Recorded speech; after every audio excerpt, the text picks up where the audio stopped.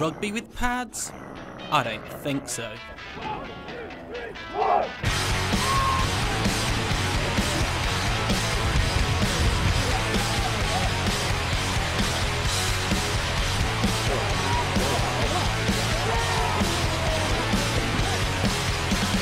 American football in the UK is more popular than ever. Around 30,000 people from 182 clubs play at least once a month. So why is America's most popular sport making such a big impact this side of the Atlantic? I've always watched American football, always on Sky Sports, all our mates around, late at night, watched Super Bowls and stuff, played a lot of American football game, and just sort of stand there and thought I'd give it a go. I started playing for my university team. I saw they had a team when I went there, enrolled, tried out and got in, so that was my first experience. If one person mucks up at the level on the field, a player will go dead straight away, says everybody's got to club together, everybody's got to get together, and that just then, off the field, breeds a good relationship. Well, I started towards the end of last season when they were still in an associate club, but before they were in the league. Didn't play any games, and then came back in January when they did the big recruitment drive, and to hopefully start playing again a bit later this year. So we've got a really good core group of people that all know each other, all get along, all been working hard together for years, so it's really easy to come and slot into that when you're new. I got into it about 20 odd years ago at school, when it first came on Channel 4. And literally just my brother was into it. He said, oh, pick a helmet kind of colour that you like, and I ended up going for the red and gold of the 49ers, so followed them ever since, really. And just recently got back into it now because the Storm are here. So in training you can hit each other really hard, and it's always a case of give the hand to get back up, and it is really, because it's very much a team game. All 11 players on the pitch at any one time are vitally important to what happens in the game, so you can't let your teammates down as well, so it is very, very sort of camaraderie driven, definitely. I had a couple of friends that was coming here previously, about 2 years ago, and then from there I come along with them a couple of training sessions, and I just caught the bug. I play everything: football, baseball, rugby. I've played a little bit of. And how does this compare to those? It's a bit harder. It's a bit more crash bang wallop in that sense. But yeah, I love it. Swindon Storm are one of the newer clubs that have cropped up in recent years. They were only established a few years ago, but they've gone from strength to strength. This season being admitted to the British American Football League for the very first time. One man has almost single-handedly made this happen. Steve Bennett is a former Great Britain American football star with nearly 2 decades of experience in the sport. So what possessed him to start a team from scratch? Well, it all started in 2007 when my boss at work gave me a poke in the shoulder and said, you play this American football, right, don't you? I've got my son and his mates are obsessed with the sport. They're throwing the football around every lunchtime, coming home with torn school trousers, and they don't stop talking about it. Do you want to coach them up? And at the time I was playing for the Bristol Aztecs and coaching UWE Bullets, the university team. I'd also been playing for like 15 years at that point and played international youth and adult football. So I took that experience and started the Swindon Storm. Literally booked a sports hall in Wootton Bassett, which is the little town just outside Swindon where all these kids were.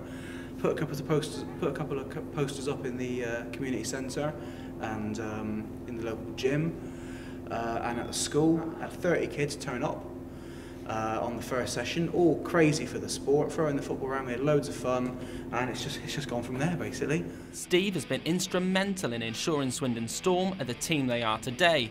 But what's his vision for the club? Yeah, sustainability is the biggest thing, and it's the infrastructure of the club that will help it survive. From my experience of working in other big clubs, the committee, they're the guys that make the team live for a long period of time. You can have the best coach in the world, but the day he walks out from the club, unless he's left a legacy to allow that club to continue growing, it's going to really struggle. And it would be great to see a young up-and-coming coach from another team bring new ideas in, and that would allow me to step back from the hands-on head coach role and let the team move on to its next generation and to see it become a sustainable product without me having to sort of do a daily grind on it, basically. It's going from strength to strength. It really is.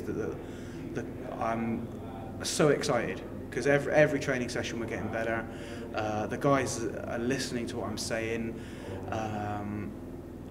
I don't teach particularly complicated things. I expect every player to be able to do 3 or 4 things well, and if you can do 3 or 4 things well, we'll be a productive offence and a productive defence, and that's all we need to work on really. So the guys are really buying into that. There's little doubt what Steve means for this football team, and the players are unanimous in praise for their head coach. He started it as a youth team a few years ago, and gradually sort of built up to where we are today, and the amount of hours that he has to put in, that behind the scenes that a lot of people don't see.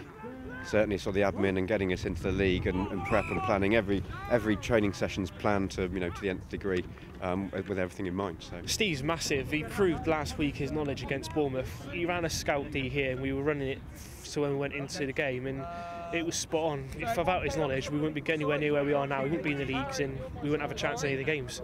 His commitment to the club is absolutely incredible. Like, he does so much work, like puts in so many hours of his own time, like getting us all the information we need to know, getting us like training routines and stuff for when we're at the gym, just putting so much time and like effort into making this work over the last like 4 or 5 years. So he's instrumental to this club.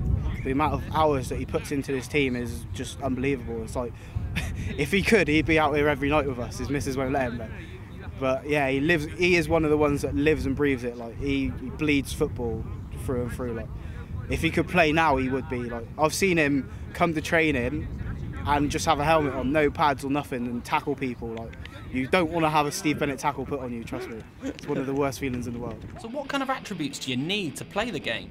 You just need the mindset to get better. You can come in as a clean slate, not know anything, and within a year, 2 years, you could be one of the, not the top, but you could compete at the level that we're playing at Div 2 at the moment and be fine. Any player, any size can come and play. We've got some of the smallest people on this team give the biggest hits. So. you can have any attributes because it requires big people, small people, fast people, slower people, because you've got the line who need to stop people and the backs who need to run and quick and be able to catch. So it's just about a position for everyone, really. So. You can be the fastest guy in the world, but if you don't know the playbook and run in the wrong direction, you're no use to me. I'd much rather have a guy that is not as athletic, but turns up every training session, knows the playbook inside out, because the chances are he's going to be on the right part of the field at the right time. And what do the players think of the accusation that it's just rugby with pads? Come give it a go. I hurt more the first time I tried done this than I ever did playing rugby. Come and try it. It is an aggressive sport, but it's not necessarily as dangerous as it looks. We've got pads on for a reason. They're safety equipment, not weapons. So it is there to protect you. And not to dive in headfirst with your helmet. That's not going to do you any good. But now come and give it a go. It's the best way to find out. They might be amateurs, but the commitment shown towards this sport is something else. There's guys here that like live and breathe the sport. They'll go home later on tonight and watch game tape of this. Like, we're taping this. They'll go home and study our training video. They'll study the video of the Bristol game that we got this weekend. So there's people that live and breathe it, and they just can't get enough of it, isn't it? It is, and it's very much down to as much commitment as you can provide. I was lucky I was able to go down and scout the opponents for this Sunday's coming game, because I had the Saturday free. I was able to do it and wanted to do it to get as much information as you can. So it's very much, if you've got the time, sort of put in what you can. Absolutely, it's still at a very amateur level, and you compare it to the American way of doing things. It's very, very, very amateur in the way, but it's getting better all the time, and now it's a university-funded sport, so it's only going to progress from here and get more and more people involved. And then there's a lot of clubs around the country, so literally from right down south up into the north of Scotland, there's teams everywhere. So. There is a lot of commitment. I mean, as well as training, you've got to go to the gym a lot to keep your body fit and working, get stronger. Otherwise, it is a lot of commitment for a sport. A regular season NFL game has been played at Wembley since 2006. And it's here to stay, with the Jacksonville Jaguars confirming one home game will be played in the UK at least until 2016. That's in addition to the annual game held at Wembley each year. Brits certainly have the appetite for the sport, with both this season's games already sold out, and the NFL's got big plans for the sport over here.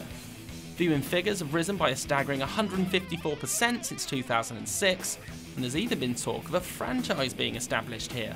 But not everyone's convinced. I don't think it will work. There's a big market for it over here, but I can't see it happening anytime soon, to be honest. But if there was a team in London, then yeah, I'll try to go watch games, but logistically I don't think it will work. It's a long way for other teams to travel. Personally, I don't think they will be able to set up a home team in the UK. It's just too much effort for the away teams in the American League to come all the way over to the UK. But as like a 2-3 game spectacle, it's incredible. I think it's a possibility. The difficulty is taking one of those teams out of America, because the people that support them in America aren't going to be happy about that. So whether there's a case for an expansion at some point and they can bring in a UK team based in the UK to be able to do that, then it's a possibility. But they're having 2 games a year here anyway at Wembley, and that's going to continue for the near future. So yeah, it's only going to be more and more popular. With regards to a franchise in the UK, I think logistically it would be impossible. The vast majority of people that support American football in the UK already have their team. They supported their team since they were probably 5, 6, 7 years old. For example, a Miami's Dolphin fan who's been a fan since 1985 isn't going to stop being a Miami Dolphins fan to support this new London franchise. Logistically, it's almost impossible. I think we're at the peak of what we're going to achieve from having the NFL in Wembley. American football is not likely to knock football or soccer off its perennial perch in the UK, but with people like Steve Bennett around, it looks certain to continue leaving its mark here.